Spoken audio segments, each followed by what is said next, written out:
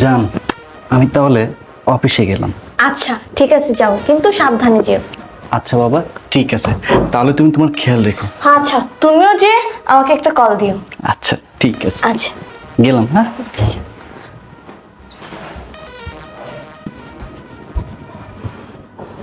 ইদানিং আমার স্ত্রীর চলাফেরা কথাবার্তায় আমার সন্দেহ হয়। আমার ধারণা ওর কোনো ছেলের সাথে অবৈধ সম্পর্ক আছে, আর সেটা ধরার জন্যই সুপাই আমি পেরে রেখেছি। আজকে আমি অফিসে যাব না, বাসা নিচে থাকবো। আমি দেখব কোন ছেলে আমার বাসায় আসে আর কোন ছেলে যায়, আর কোন ছেলের পিছনে পেরেক বাঁধে।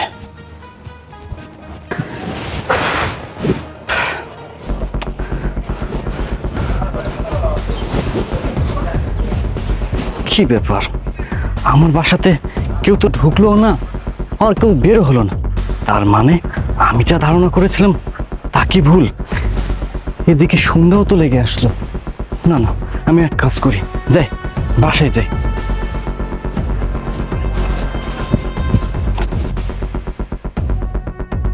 আসসালামু আলাইকুম স্যার। ওয়ালাইকুম আসসালাম। শালম, কেমন আছো? জি স্যার, আলহামদুলিল্লাহ ভালো আছি। আপনি ভালো আছেন স্যার? হ্যাঁ ভালো আছি, থাকো। শালম, কি হয়েছে তোমার? তুমি চিৎকার দিলে কেন? না না স্যার, আমার কিছু হয়নি। তুমি বারবার পিছনে হাত দিচ্ছ। মানে স্যার, ম্যাম আমাকে বাজারে পাঠিয়েছিল কিছু সবজি আনতে। স্যার সবজি নিয়ে বাসায় ফেরার পথে আমার সাথে রাস্তায় একটা বাইক অ্যাক্সিডেন্ট হয়। তখন স্যার একটু ব্যথা পেয়েছিলাম। ও আচ্ছা, বুঝতে পেরেছি। শোনো, তুমি এক কাজ করো, আমার সাথে উপরে চলো, আমি তোমার ট্রিটমেন্টের ব্যবস্থা করতেছি। না না স্যার, আমার ট্রিটমেন্ট লাগবে না, আমি এমনি সুস্থ হয়ে যাব। ট্রিটমেন্ট না নিলে কি হয়? তুমি আমার ভাইয়ের মতো, চলো আমার সাথে আসো। আসো। না না স্যার, আরে আসো। স্যার, লাগবে না স্যার। আসো আসো স্যার না আসো শালো, আসো। স্যার, বললাম যে আমার এসবের দরকার নেই স্যার।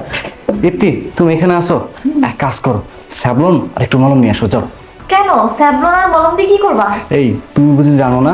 তুমি তোকে বাজারে পাঠাইছিলা, ও তো বাইক অ্যাক্সিডেন্ট করেছে। ও হ্যাঁ, আচ্ছা আচ্ছা, হ্যাঁ আমি তো ভুলেই গিয়েছিলাম। হ্যাঁ যাও। হ্যাঁ আচ্ছা, তুমি বসো, আমি নিয়ে আসছি। আচ্ছা, কি ব্যাপার?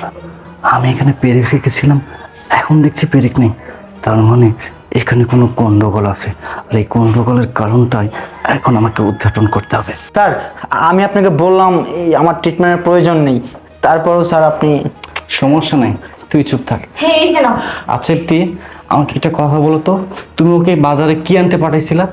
হ্যাঁ বলো না, চিনি শেষ হয়ে গেছিল, চিনি আনতে পাঠাইছিলাম। চিনি, তাই না? তুমি বলতেছো চিনি আর শালম বলতেছে সবজি, এখানে কোনো রহস্য আছে। আর রহস্যটা কি, তোমরা কি বলবো আমাকে? রহস্য? কিসের রহস্য আবার? বাহ। মারছো কেন এভাবে? তোকে কেন মারতেছি? তুই কি জানিস না নাটক করতেছিস? এই, সত্যি করে বল, আমার স্ত্রীর সাথে তোর কি সম্পর্ক? সত্যি করে বল। স্যার, আমি সত্যি করে বলতেছি স্যার, ম্যাডামের সাথে আমার কোনো সম্পর্ক নেই। ম্যাডাম তার শারীরিক চাহিদা মেটানোর জন্য আমাকে ব্যবহার করেছে।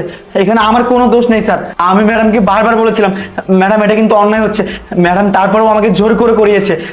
দীপ্তি, এটা আমি কি শুনতেছি? আরে ও যা তা বলতেছে। এই, আর একটাও কথা বলবি না, আর একটা কথা বললে আমি তোকে জ্যান্ত পুঁতে ফেলবো। এই, আমি তোর কোন জিনিসে কমতি রেখেছিলাম? বিয়ের পর থেকে তুই যখন যেটা চাইছিস সেটাই তোর সামনে হাজির করেছি, আর তুই কি করলি? দিনের পর দিন আমাকে ধোকা দিলি, আমার বিশ্বাসের সাথে খেলি, আমারই বাসার কাজের ছেলের সাথে নোংরামি করলি। এই, তোর কি লজ্জা লাগে না?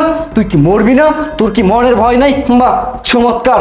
আমি দিনরাত পরিশ্রম করতেছি, খাটতেছি, আর তুই মজা নিচ্ছিস। কিভাবে পারিস এগুলো করতে? এই বেঈমান নারী, তুই তোর অবস্থানটা ভুলে গেলি কিভাবে? তুই কোথায় ছিলি আর কোথায় আসছিস? তুই তো পাগলের মতো রাস্তায় রাস্তায় ঘুরতি, টোকায়ের মতো। সেখান থেকে তুলে এনে তোকে আমি দামি ফ্ল্যাটে রেখেছি, তোকে ভালোবেসে বিয়ে করেছি। তোকে ভালোবেসে বিয়ে করার জন্য আমি আমার ফ্যামিলিকে ছেড়েছি, তোকে সুন্দর একটা ফ্যামিলি দিছি, সুন্দর একটা সংসার দিছি। তুই তা কদর করলি না, অ্যাটলিস্ট তুই আমার ভালোবাসা পর্যন্ত বুঝলি না। না না, তোর মতো নারীর সাথে আর যা হোক কখনো সংসার করা যায় না। আর এই যে বেঈমান, তোর কথা আমি কি বলবো রে?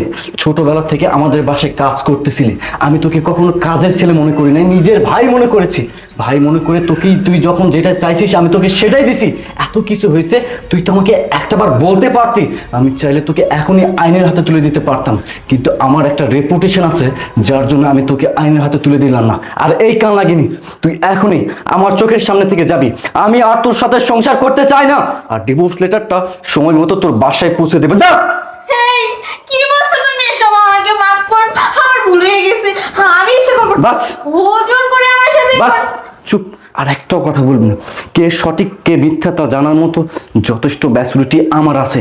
আর বিশ্বাসের কথা বলি না তুই, আমি তোকে বিশ্বাস করছি প্রতিনিয়ত, প্রত্যেকটা আবার বিশ্বাস করছি। তুই আমার বিশ্বাসগুলোকে কাঁচের গ্লাসের মতো ভেঙে চুরমার করে দিছিস। আর একটা কথা শোন, যাওয়ার আগে আমি তোদেরকে কিভাবে হাতে নাতে ধরলাম।